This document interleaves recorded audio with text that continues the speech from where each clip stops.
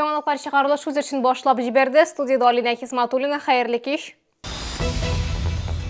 Машиналарга шы, ягъни шипы билгесен кую кирәкме, юкмы? Фикерләр төрле, ләкин кагыйдәләр һәркем өчен дә бүрекде юл хәрәкәте иминлеге дәүләт инспекторлары. Мәләкәс ар ягында яшәүчеләр машиналарыннан бензин урлау очраклары артуда зарлана. Моның өчен каракларны нинди җаваплылык көтә?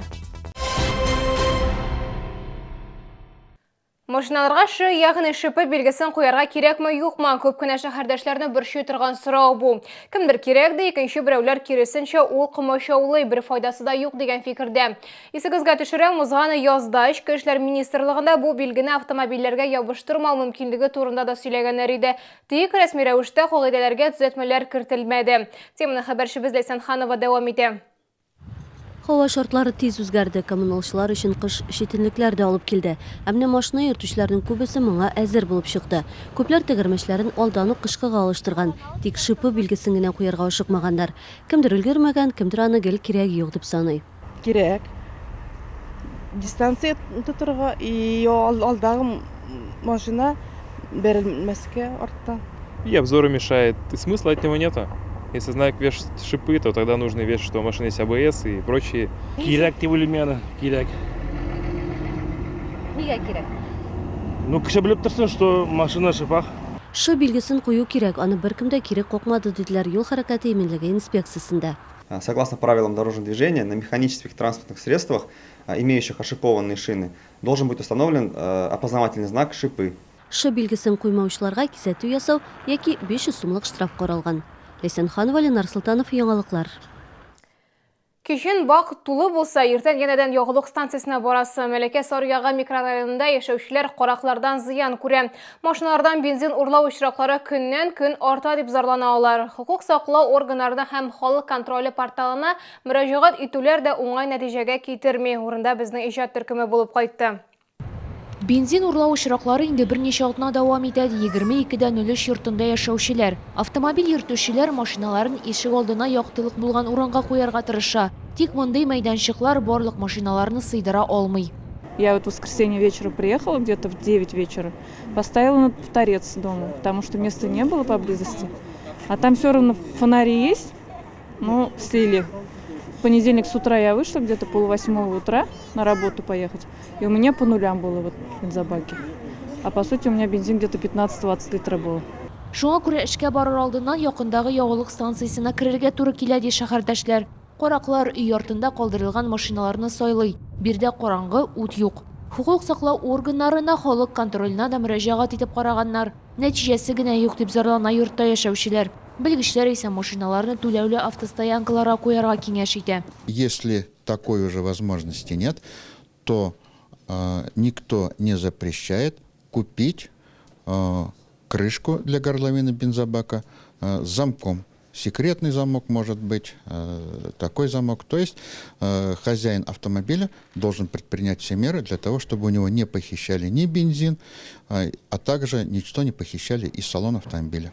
Полиция хезмәткәрләре шуны да искәртә, кеше машинасыннан бензин салдырган өчен административ штраф яки арест каралган. Мәрьям Файрушина, Эльдар Шайдуллин, яңалыклар. Чаллыда Татарстан Республикасы Иҗтимагый палатасы советының күчмә утырышы үтте. Анда Татарстан президенты департаменты, хәйрия фондлары, социаль юнәлешле коммерцияле булмаган оешма вәкилләре катнашты. Урыннан хәбәрчебез Ләйсән Ханова сюжеты. Социаль юнәлешле коммерцияле булмаган оешмалар төрле социаль проблемаларны хәл итү белән мәшгуль. Экология мәсьәләләрдә, спортта, балалар тормышында чит түгел аларга. Елдан-ел мондай оешмалар эшчәнлеге мөһимрәк була бара ди шәһәрдәшләр.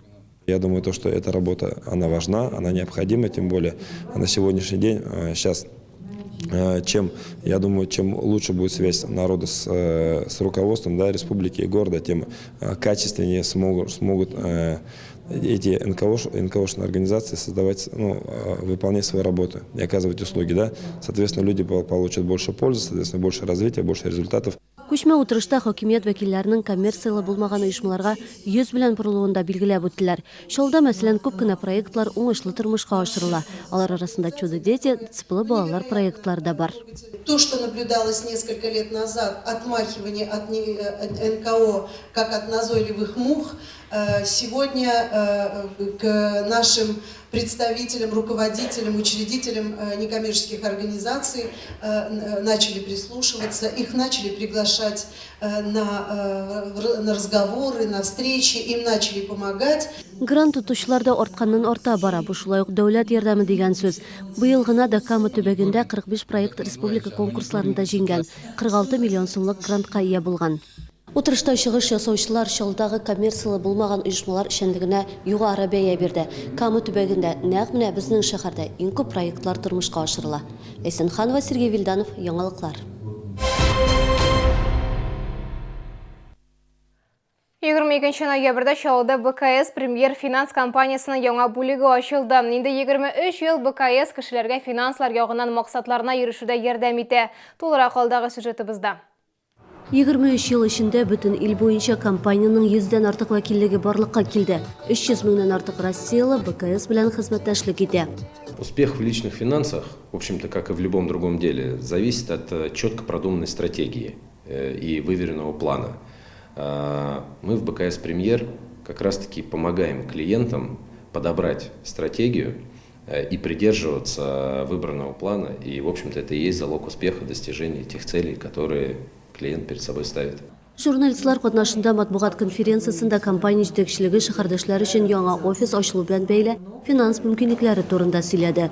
БКС «Премьер» предлагает широкий спектр финансовых продуктов и услуг, включая брокерское обслуживание, доверительное управление, структурные продукты и депозиты. Частных инвесторов обслуживают профессиональные финансовые советники. Һичшиксез БКС «Премьерның яңа офисы ачылу тантаналы шартларда үтте. Кызыл лентаны кисү, бәйрәм форшаты котлаулар, югары класслы инвестициялар темасына бизнес-план чыгыштырылды. Кунаклар БКС аналитиклары белән финанс базарындагы хәл турында фикерләште. Акчаны дөрес урнаштыру буенча югары дәрәҗәдә рекомендациялар алды. БКС «Премьер» офисы шәһәр үзәгендә Хәсән Туфан проспекты 29А йорты адресы буенча урнашкан. Бу безнең төбәктә компаниянең Казан һәм Әлмәттән тыш 3нче бүлекчәсе.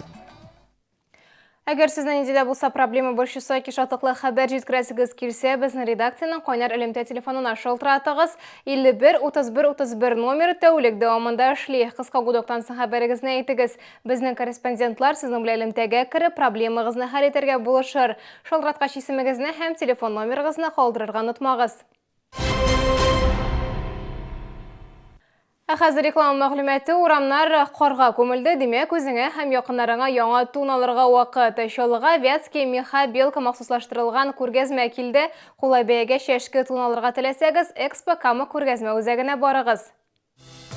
Бу юлы Вятский меха белка компаниясының затлы мех күргәзмәсе барысы да хатын-кызлар өчен дигән баш астында уза. Алар Чаллыга 500дән артык модель алып килгәннәр. Ассортимент теләсә кемне хайран калдыра. 2018-19 ел сезонының яңа тупламасында аеруча чәшке туннар һәм жилеткаларга игътибар итәргә кирәк. Можно отстегнуть длину, вот таким образом из длинной шубы превращается в полупальто меховое. Также можно отстегнуть рукав таким образом. Барлык туннарында 6 айдан 3 елга кадәр рассрочка белән алырга мөмкин. Тирә акча белән алганда 15% ташлама бирелә. Игътибар, Вятский меха белка компаниясе үзенең сатып алучылар арасында автомобиль уйната. Моның өчен 21 ноябрьдән 25 ноябрьгә кадәр Экспо Камага килеп, чәшке тун сатып алырга кирәк. Автозавод проспекты 52 комплекс. Акция турында тулырак сатучы консультантлардан сорарга, яисә компанияның сайтында белергә мөмкин.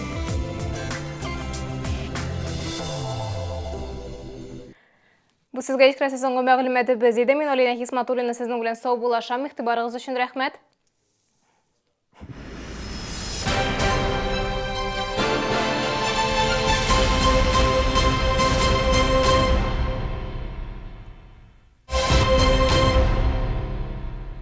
Выставка «Вятская меха-белка» в Набережных Челнах. Покупай шубу и участвуй в розыгрыше немецкого автомобиля. Рассрочка до 3 лет без переплаты. С 21 по 25 ноября в здании Экспо Кама. Автозаводский проспект, 52 комплекс. Спешите! Только 4 дня с 22 по 25 ноября в магазине «Светофор» перед Боровецким мостом сыр голландский всего 239,90 за килограмм.